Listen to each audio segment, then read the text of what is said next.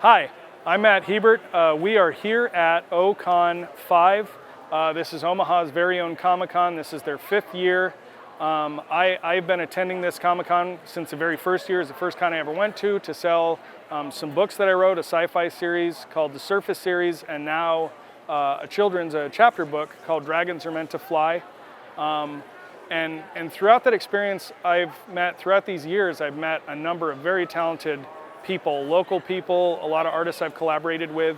And so today we are going to go through interviewing those folks, talking to them about their processes, their crafts, the different things that they create, and just show you what's happening here in Omaha.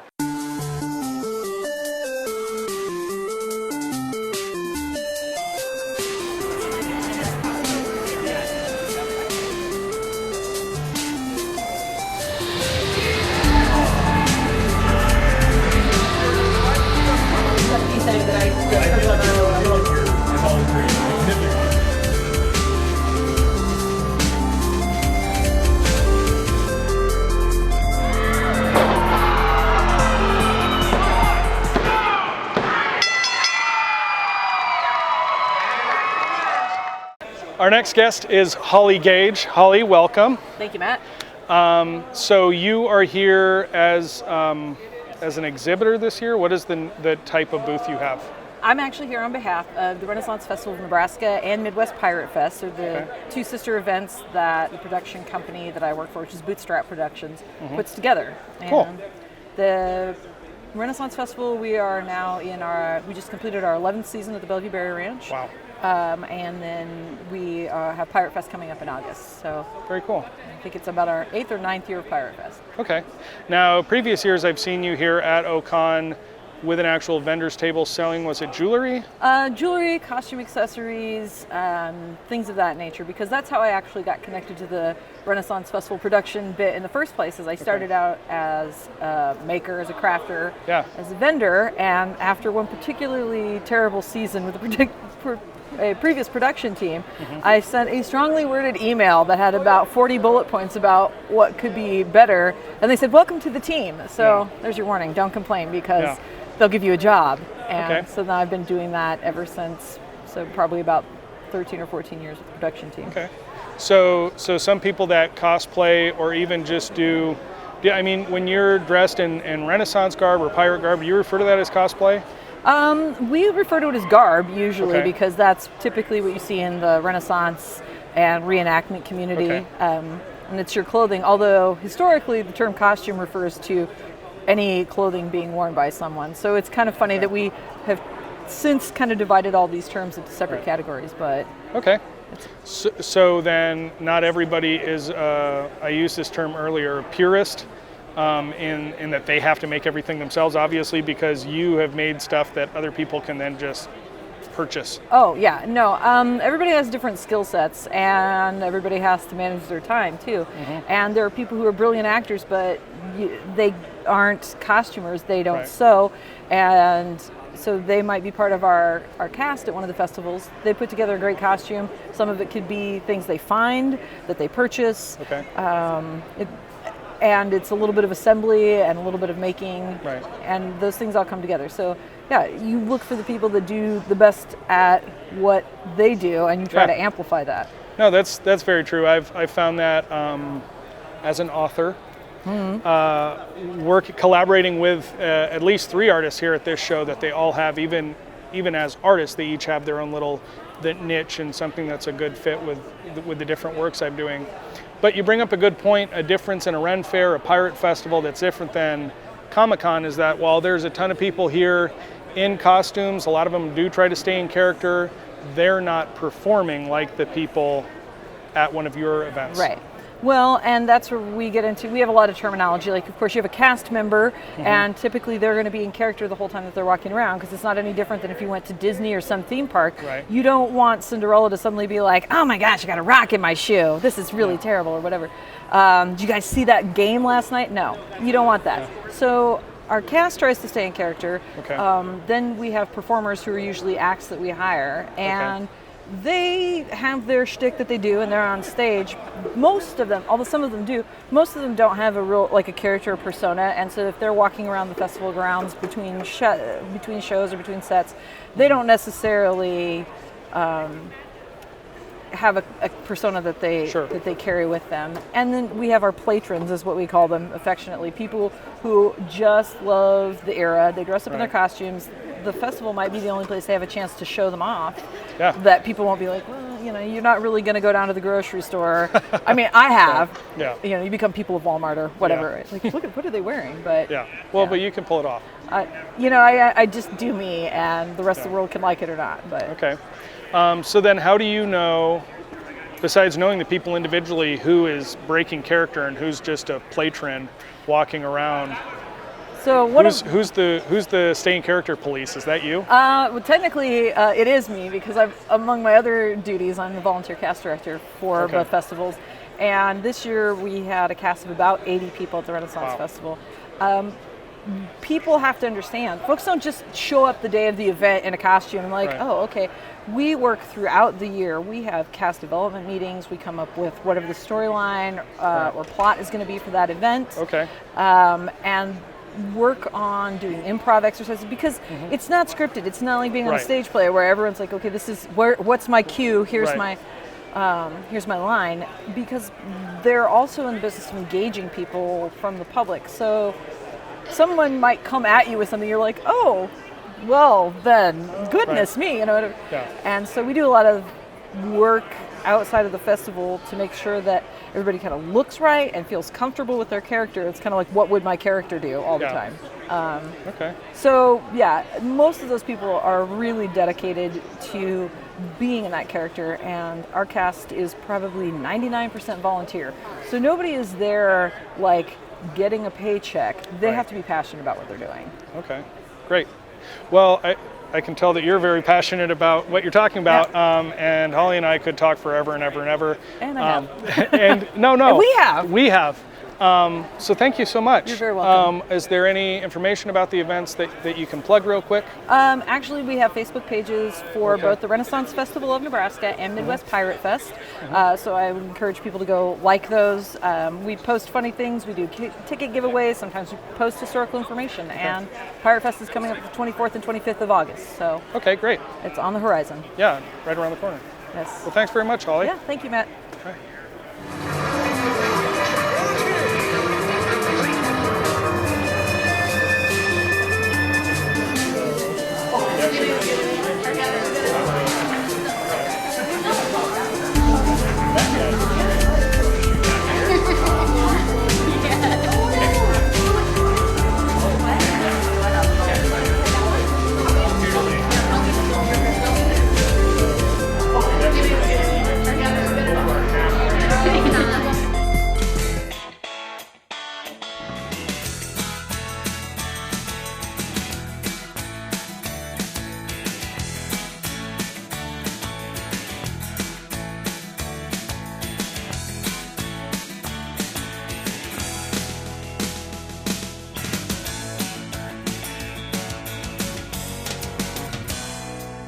KPAO Community Television, handmade in Omaha since 2013. We're doing fine, thank you very much. You're a fan of My Little Pony. Get up!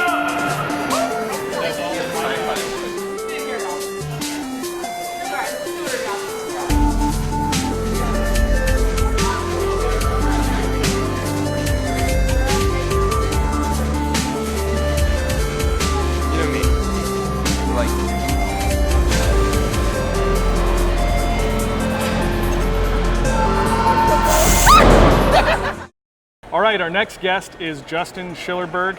He is an artist that, we've either sat next to each other or shared tables at several shows now here in Omaha. We've been to Des Moines together. We've been to Kansas City together. Yep. Justin has taught me pretty much everything I know about Comic-Cons now. The history's much bigger comic book nerd than I am. What's your estimate on the number of comic books you have? Probably around 50 to 60,000. It's ridiculous. As a structural engineer, I'm concerned about the second floor of his house and also everything below it. Yeah. So you are an artist. Yes. You work. Tell us about the mediums you work with. I work in all mediums: pencil, shaded pencil artwork, pen and ink, digital. Do a lot of digital paintings. Yeah, just about anything. Okay. Can you talk about the creators that have influenced you or your art style, or even the content that's inspired you over your life? Comic book wise, the creators that have inspired me are Frank Cho, Adam Hughes, Bernie Wrightson, so many. I can even Jim Lee, tons of people. My all-time favorite artist is Michelangelo, which is did the Sistine Chapel, that kind of stuff. Yeah.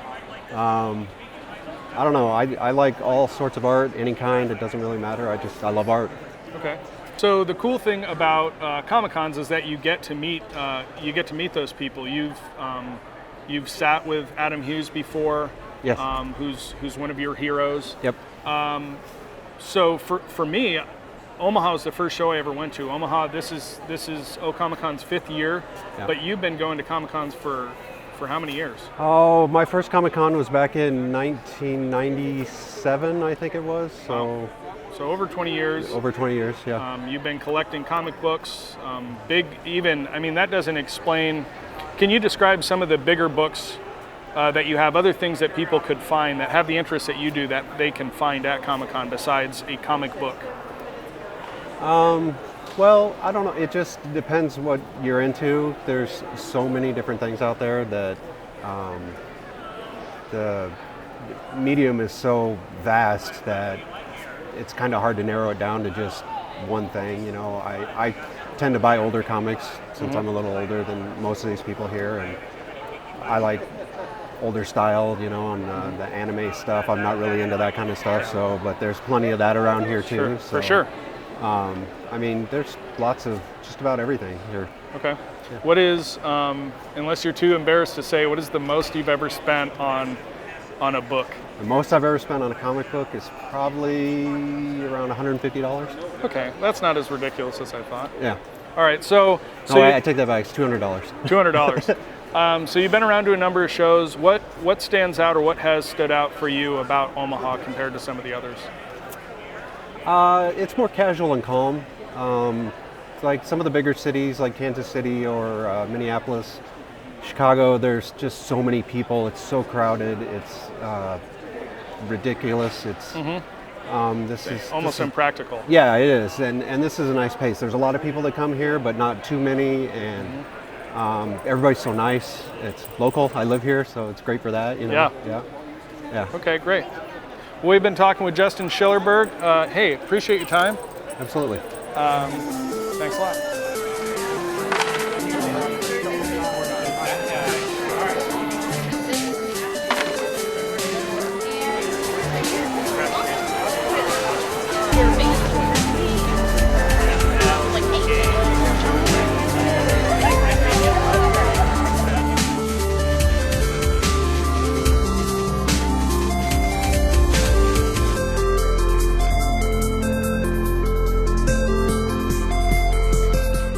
Hey, I'm Grant. Welcome to Second Plate. Today I'm going to make some bread. Hawaiian burgers, chicken breast cutlets. Honestly, it's awesome. It's just like so much to learn from it.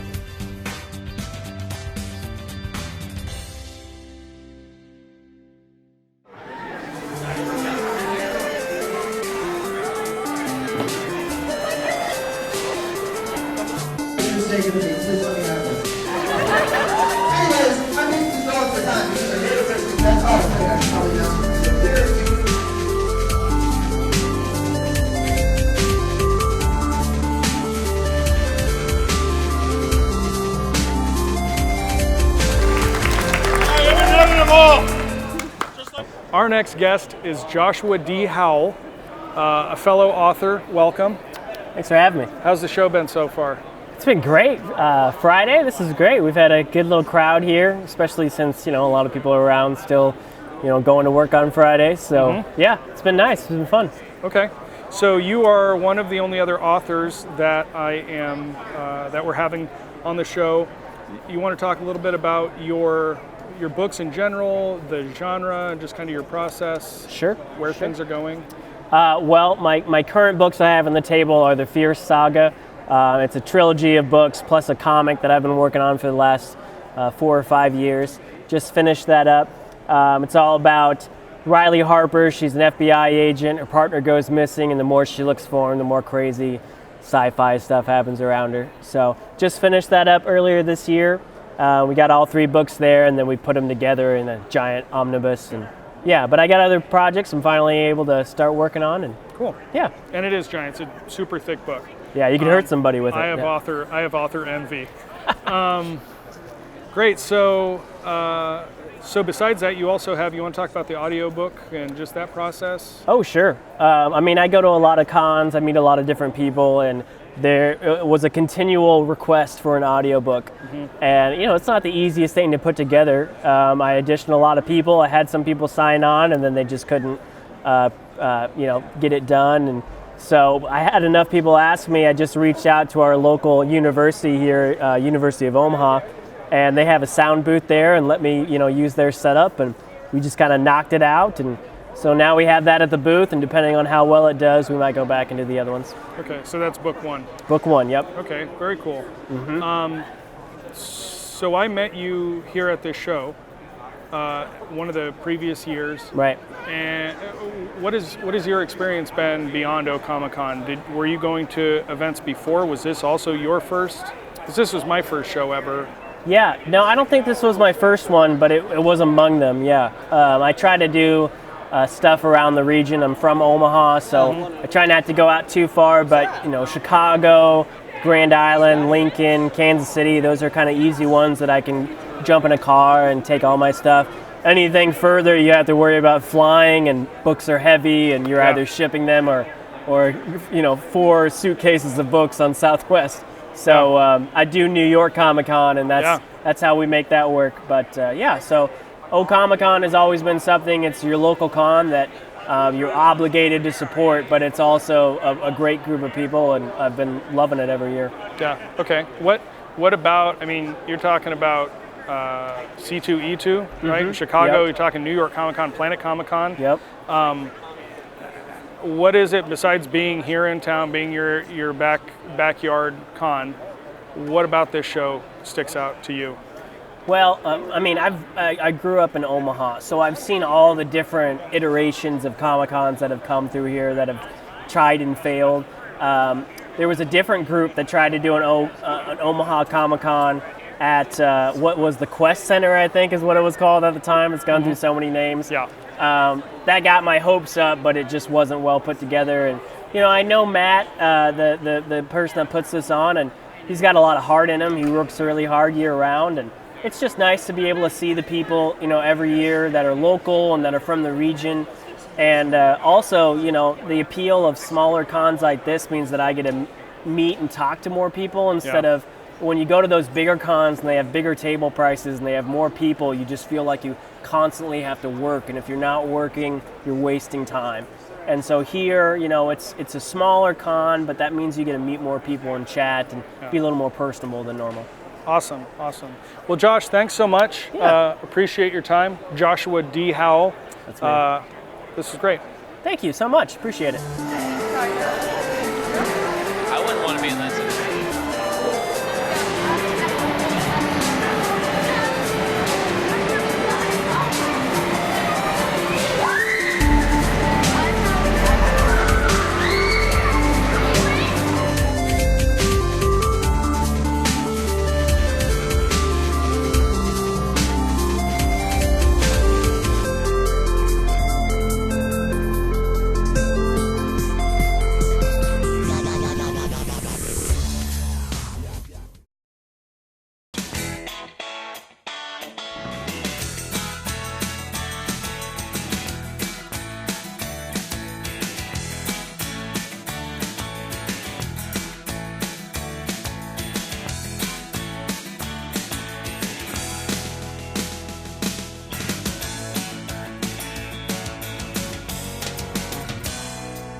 KPAO Community Television, handmade in Omaha since 2013.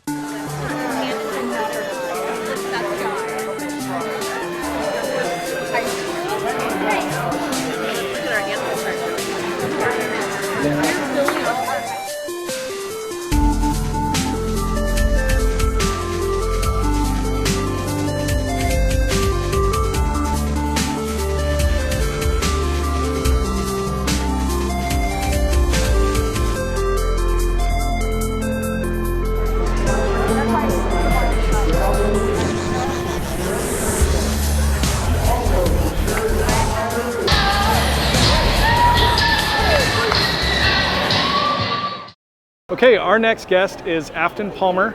Afton is here this weekend at Comic-Con with the 501st. Yep, 501st and Rebel Legion. And Rebel Legion. Okay, so when I first met you, you were doing art, you were selling prints. Yep. You had a booth here with your sister. Yep. Bailey, shout out. And now you've transitioned pretty much solely into cosplay. Yeah, so I still do illustration on the side, but cosplay has been a real big kind of creative shift for me. Building costumes that are Star Wars related, some that are non-Star Wars related, just kind of a new creative outlet for me. Yeah, okay, so another cosplayer that I talked to talked about how she gets into the crafting so much that she's making as many costumes as possible. But what I've noticed following you on social media is your time that you spend on a costume and the attention to detail. Can you talk about just the accuracy, having something you know you're going for out of a movie, and then the amount of time it takes to... Yeah, absolutely. So, for example, this costume, I knew I wanted to have, this is Sabe from episode 1 of Star Wars, who was acting as Padme's decoy in episode 1. I knew for this costume, I started it last year, and I wanted it to be finished by April of this year, 2019, for Star Wars Celebration. Right. So I knew, hey, got to get started on researching. I got to spend time. I got to find enough time to get materials, learn the different techniques that will be a little bit out of my wheelhouse, but give myself enough time to make mistakes, do some trial and errors, and get a nice finished product that I'm happy with to have ready by next year. So I'm big on time management because there's nothing worse than hearing horror stories about convention crunch and people trying to make a whole costume in a week. So do you, I mean, there's so much detail going on here. You're talking about technique. This is all handmade. Yes, yes. And is that for you? Do you consider yourself like a purist? No, like my gosh, no. I will find any way to kind of cheat things out. So, for an example, the kind of asymmetrical spider webbing you see here, it's a fabric that I found online. So that I just I took the easy route. There's folks who will hand embroider the entire detail there. That being said, with the jacket though, these are all hand sewn spirals that have elastic thread, so it'll pull it up into a cone. That is hand done, and over 100 cones on this jacket. So that took a little time. So I find ways to cheat, but other times I'm just like, there's no better way. I got to do this by hand. Okay, so Ocon, I know 501st gets out and does just a lot of events in the community. You talked about Star Wars Celebration. What is it about the Omaha show? Was this your first Comic-Con when you were still doing the prints? Or? Yeah, so Comic-Con was one of my first ones back when it was, gosh, where was it at before? No, it's always been here. Yeah. I was thinking of another one. This is one of the first ones that I've sold at, and it's nice to have a local convention to come to and just help grow and watch grow. Okay. Yep. So a lot of what you do then is you create, and then obviously you guys showcase and interact with the public. Was there a learning curve for you as far as the skill sets it takes to do meticulous stuff in private and then be in front of groups of people, be in front of cameras? Yeah, so with stuff like that, being in 501st helped me especially work with kids and interactions there, because initially when we're dressed as bad guys, kids are super excited, but they're used to seeing Darth Vader or stormtroopers on a little TV screen, then they end up seeing you in real life and they get very scared, and the last thing any of us want is for a kid to be scared of us and leave with a bad experience. So kind of learning the little tricks and trades of giving kids high five, just kind of always keep your distance, but if they're wanting to come up, Yeah. always welcome them, and never make a kid scared for sure. Yeah. Yep. Well, I don't think I would be good at that, just because I can be so in your face with my interactions. But you're such just a nice, warm, bubbly personality. I think that really helps connect with kids, and then also people that are just curious about the process. Yeah. No. What's next? Do you have a costume you're currently working on? Something you have planned? Yeah, so I just said convention crunch is always something to frown upon, and now I'm trying to make 3 costumes by the end of the month. I've got Oh my goodness. 2 of them are for me and one's for a friend, but we're doing like a duo costume so we can walk and roll together. So I gotta haul butt on that. I'm a little behind on that, but been focusing on getting ready for OCon. So hoping to have enough time to make those and get those done by end of July. So we'll see how that goes. Well, you look awesome. Thank you. Appreciate your time. Yeah, thank you so much, and thanks a lot. Awesome, thank you. Well, this was O-Comic-Con from the creators' perspectives, from the vendors' perspectives. Thanks for watching, and come out next year.